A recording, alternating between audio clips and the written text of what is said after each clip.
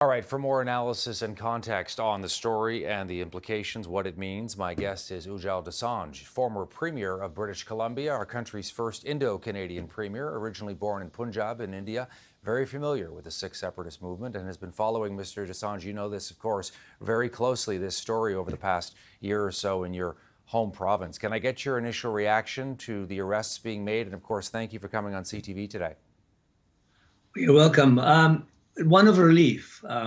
As you know, within communities, sometimes rumors take hold and they spread, and it's important for the police to do their job and bring criminals to justice. And once they are arrested, perhaps people then begin to see the truth. Now, ultimately, I actually await more evidence of the involvement of Government of India.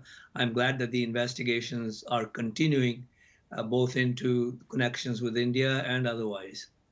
What does it mean? What's the takeaway here? Because, obviously we have had the opportunity in the last couple of hours to interview a number of Sikh Canadians from different organizations who have very clearly tried to point the finger at the government of India. And we'll see how this all plays out, in the days and weeks ahead as part of this investigation here. But for people who are not familiar, Mr. Dosanjh, with, the backstory here and what's going on and why Mr. Nijjar might have been targeted by operatives working on behalf of India, could you give us a sense? Well, Mr. Nijjar was known to be a Khalistani activist. He was known to be hobnobbing with people who carried AK-47s.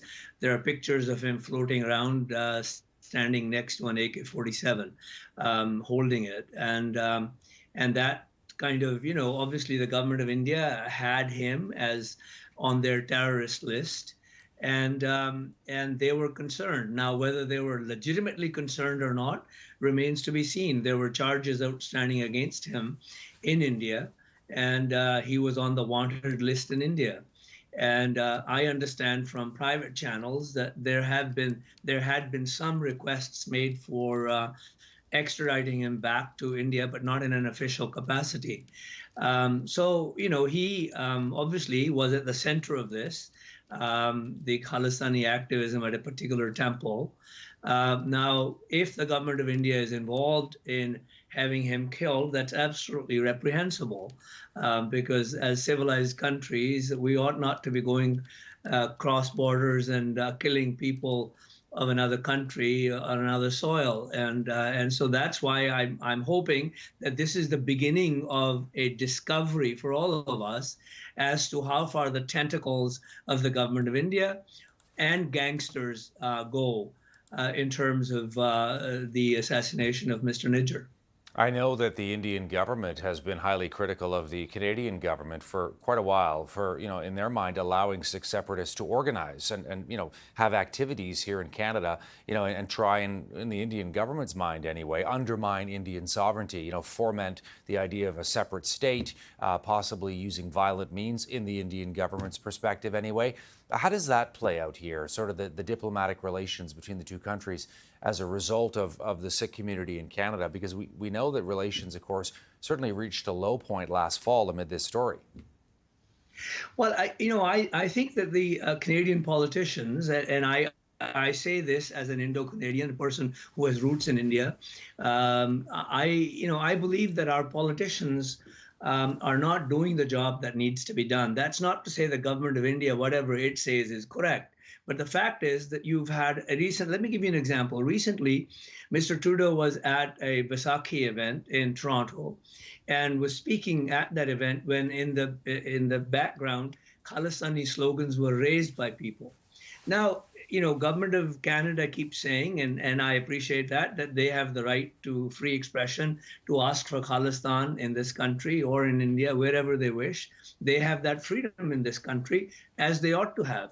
But the government of Canada or the leaders can go an inch forward and say, look, you want Khalistan in India. We appreciate that you have the right to demand that and right to speak about that. But we don't appreciate the dismemberment of a friendly country. India has been, until recently, a friendly country. Why can't they say that? That is because they themselves are looking for votes wherever they go. In highly contested ridings, even 2% margin of victory can be affected by the supporters of Khalistan or the opponents of Khalistan. So our politicians are complicit in this movement in the sense that they never clearly say, look, we want Quebec to remain in our country. We will fight for that. But we're okay as long as you want to divide other countries. Now, that is a bit of a duplicity that I find amongst Canadian politicians. They can say, look, India was a friendly country, has been until quite recently. We don't support the dismemberment of another country, but you have the right to freedom of expression and organizing whatever you're doing.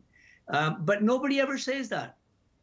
It's interesting you mentioned that big rally. I'm based in Toronto, and I was heading out west, and I drove by, and it was a huge rally, and there were all sorts of members of the Sikh community there, and the Prime Minister was there, so was the leader of the Conservatives and the leader of the NDP as well. The Indian government then protested to Canada's ambassador in India, disagreeing with our top political leaders being at that rally to begin with because of reasons you're pointing out here.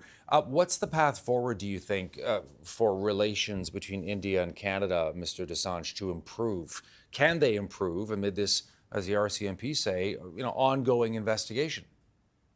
Well, they can improve. I think that, it might change. It might take a regime change in India and a regime change in Canada for the relationship to improve.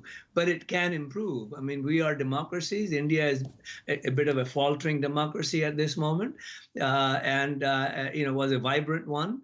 Hopefully, it would remain less faltering, become less faltering, and become more vibrant as time goes along, and hopefully, people can work together.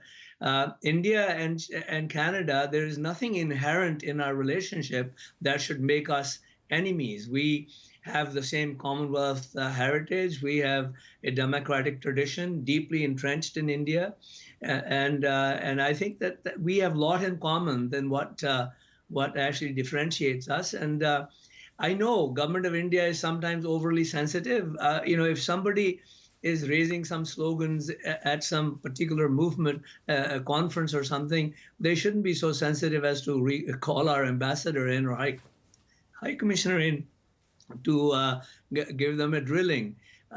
Similarly, I think we can do a bit more as Canadians, and we can say, look, India is a friendly country. We don't like to see dismemberment of a friendly country. You have the right to freedom of expression, but please, we don't support it. Just as we don't support the disintegration of Canada, Quebec going away from us. That is simple as that.